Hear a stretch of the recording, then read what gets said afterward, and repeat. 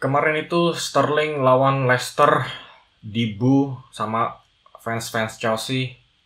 Menurut gue itu karena persepsi fans Chelsea itu berubah ketika melawan Wolves di Molineux Stadium di awal-awal musim. Saat itu skor 1-0 berpihak ke Chelsea dan Sterling ada kesempatan untuk bisa mengubah skor menjadi 2-0 dan mengamankan situasi. Situasinya adalah 2 lawan 1 dengan kiper Sterling dan Palmer. Sterling bisa ngoper bola tap-in ke Palmer, tapi dia dengan egoisnya mencoba untuk menembak langsung. Dan akhirnya bola itu ditepis atau meleset saat itu, dan akhirnya gagal mengamankan situasi. Dan akhirnya Wolves berhasil memenangkan pertandingan dengan skor 2-1. Sejak kejadian itu, menurut gue persepsi fans Chelsea itu langsung berubah. Langsung nggak sabaran dengan Sterling. Karena kalau kita lihat, memang Sterling ini kelihatannya sudah lagi down dan membutuhkan gol lebih banyak. Tapi ya itu, karena keinginannya dan nafsu menggebu-gebunya untuk mendapatkan gol, ini akhirnya melupakan dengan pemain-pemain di sekitar. Dan ada beberapa kejadian kemarin itu yang dilakukan oleh Sterling yang bikin para fans Chelsea itu semakin frustrasi dan semakin kehilangan kesabaran. Jadi kemarin itu lawan Leicester. Leicester itu menggunakan formasi highline 4-3-3 yang sangat agresif. Dan ini pastinya bisa dimanfaatkan oleh pemain-pemain cepat Chelsea yaitu Nicolas Jackson, Mudryk, dan juga Raheem Sterling. Dan formasinya Pochettino ini sebetulnya lumayan bagus, taktiknya bagus, yaitu menggunakan formasi awal 4-2-3-1, tapi di tengah pertandingan ini bisa berubah menjadi 4-4-2. 4-2-4 lebih tepatnya. Mudryk dan Jackson bisa menjadi dua striker, dan pemain depan Chelsea ini sangat fluid ya. Pergerakannya itu nggak cuma di satu posisi aja.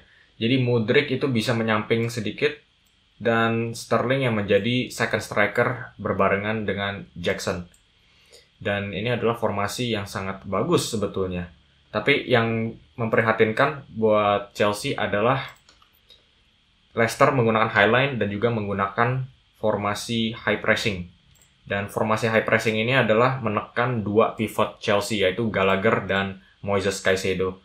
3 lawan 2 nih formasinya. Ndidi, Wings, Dewsbury Hall menekan dua pivotnya Chelsea.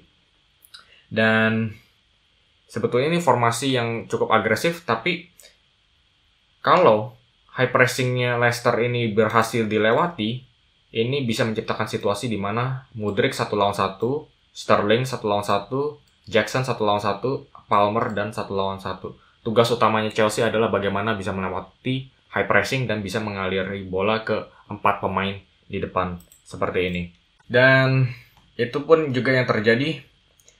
Ini bola lagi di kakinya si Sanchez dan kita bisa lihat Wings menjaga Caicedo, Ndidi menjaga Gallagher, dan Dewsbury Hall itu menjadi pemain ekstra yang melakukan high pressing. Situasinya 3 lawan 2. Apa yang dilakukan oleh Chelsea selanjutnya adalah mereka menggunakan taktik long ball untuk bisa melewati high pressingnya Leicester. Bola diluncurkan ke kakinya Nicolas Jackson yang seringkali melakukan pergerakan dropping deep, dan dia juga sangat bagus ketika melakukan pergerakan ini karena link up play-nya dengan pemain-pemain Mudryk dan Sterling dan Palmer di area seperti ini pun juga sangat cakep sekali. Dan pergerakannya si Jackson ini seringkali juga menarik perhatiannya Vestergaard dan menarik pergerakannya pula. Dan yang harus kita perhatikan adalah bagaimana ketika Jackson ini menarik perhatiannya Vestergaard, ya kan? Ini ada celah nih di sini. Ada celah, dan juga yang harus kita perhatikan adalah bagaimana Moises Caicedo pergerakannya tidak dipantau oleh Harry Winks. Dan ini memberikan kesempatan buat Jackson bisa langsung kasih bola ke Moises Caicedo. Jadi ini mungkin sebuah keteledoran ya dari Leicester. Dan ketika bola jatuh ke kakinya Caicedo, kita bisa lihat seberapa luas highline-nya si Leicester ini. Dan seperti yang tadi kita baru bahas, ketika high pressing Leicester itu berhasil dilewati, ini bisa menciptakan 1-1 atau 4-4 dengan Leicester. Jackson, Westergaard berhasil ditarik, Palmer 1-1, Sterling 1-1, Mudryk juga 1-1, bisa menyerang ruang di belakang. Dan ini memudahkan tugasnya Caicedo ya. Dia tinggal kasih umpan terobosan ke ruang yang kosong dan Sterling bisa ambil bolanya. Dan ini adalah masa-masa jreng-jrengnya buat Sterling ini.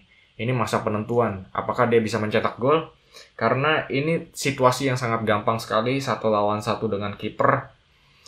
Striker yang klinis pasti bisa langsung memasukkan bola. Tapi Sterling tembakannya masih melenceng. Sebetulnya ini 1-1.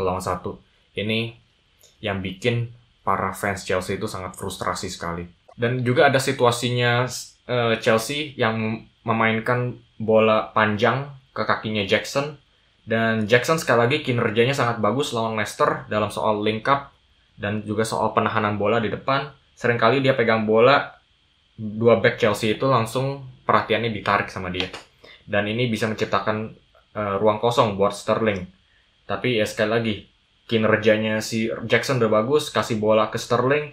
Dan ini adalah situasi yang gampang. Kalau first touch-nya bagus, dia bisa langsung tembak si Sterling ini. Tapi karena first touch-nya sangat mengecewakan, akhirnya satu back Leicester ini bisa neken. Dan akhirnya bola pun jatuh ke kakinya si Mykhailo Mudryk. Dan yang paling mengejutkannya lagi, atau nggak mengejutkan sama sekali, adalah bagaimana si Sterling ini cuma berdiri tegak aja kayak patung.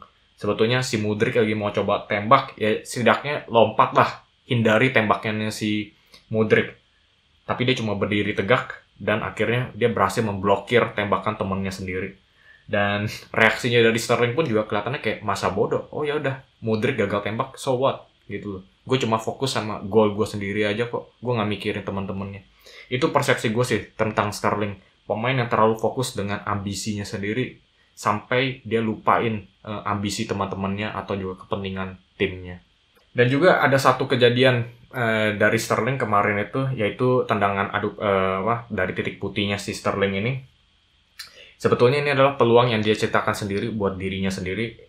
Dia berhasil dijatuhkan di dalam kotak penalti, dia yang dapetin penaltinya.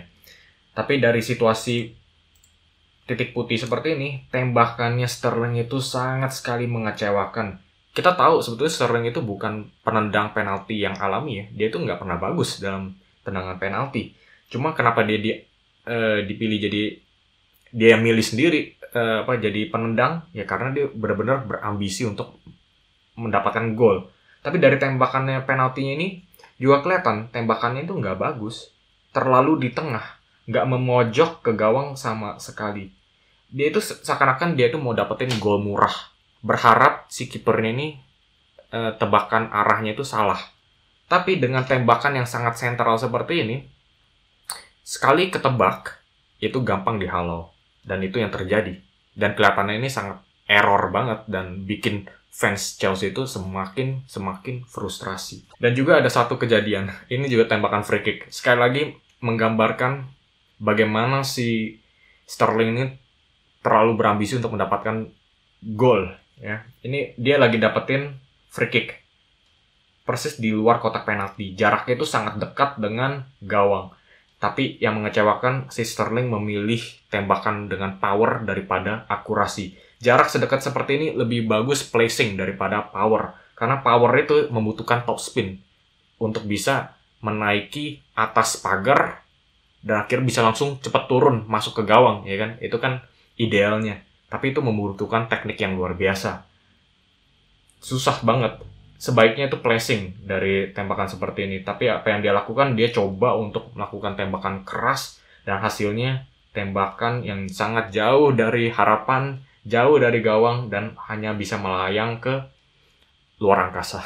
Tapi meskipun demikian, karena permainan agresifnya Leicester yang menggunakan highline, masih ada peluang buat Sterling bisa berkontribusi. Ada sebuah throw-in, dan bola membal-membal sedikit dan Sterling menggunakan kecepatan sprintnya untuk bisa memanfaatkan ruang di belakang Leicester seperti ini. Dan ketika berhadapan dengan highline seperti ini, Sterling itu masih bisa memberikan kinerjanya begitu, karena dia itu masih bisa memberikan assist ke Cole Palmer yang akhirnya membuahkan skor menjadi 2-0. Meskipun Sterling itu lagi bau-baunya di depan gawang, tapi dia masih berkontribusi dengan 1 assist. Tapi ini mungkin dimana Sterling itu udah nggak ada jalan balik ya, karena di depan gawang dia itu benar-benar hancur banget. Kelihatan banget dia itu adalah pemain yang sudah kehilangan percaya diri, dan kelihatan sekali dia itu sangat dibela-belain oleh Pochettino. Ya, bagaimana tendangan penaltinya itu dikasih ke Sterling. Penendang utamanya itu si Palmer yang belum pernah meleset dari titik putih. Kalau Pochettino tuh lebih dingin dan lebih kejam dan lebih berambisi untuk mendapatkan kemenangan, dia pilih si Palmer. Tapi dia kelihatannya terlalu mendukung Sterling untuk bisa mendapatkan setidaknya 1 gol. Dan akhirnya kasih bola ke Sterling. Dan juga bagaimana dia tuh menggantikan Modric duluan yang mainnya lebih bagus daripada Sterling. Si Sterling malah digantinya belakangan. Itu kelihatan banget. Ada sebuah kelemahan dari Pochettino. Bagaimana dia itu terlalu memberikan kesempatan kedua ya buat pemain-pemain yang gagal seperti ini. Oke guys, jadi demikian analisa saya tentang Chelsea dan terutama Raheem Sterling. Menurut saya, Sterling ini sudah patut dijual oleh Chelsea di summer depan. Karena performance di depan gawangnya itu benar-benar bau banget. Dan kemarin itu dia nggak dipilih oleh Gareth Southgate. Kelihatannya kesempatannya minim sekali buat dia diterbangkan ke Euro 2024. Oke, jadi kalian bisa langsung kasih komen di bawah apakah kalian setuju dengan analisa saya. Dan yang terakhir, jangan lupa klik like dan subscribe karena ini adalah dukungan yang sangat besar. Oke, terima kasih sudah menyaksikan sampai di sini dan sampai jumpa di video selanjutnya.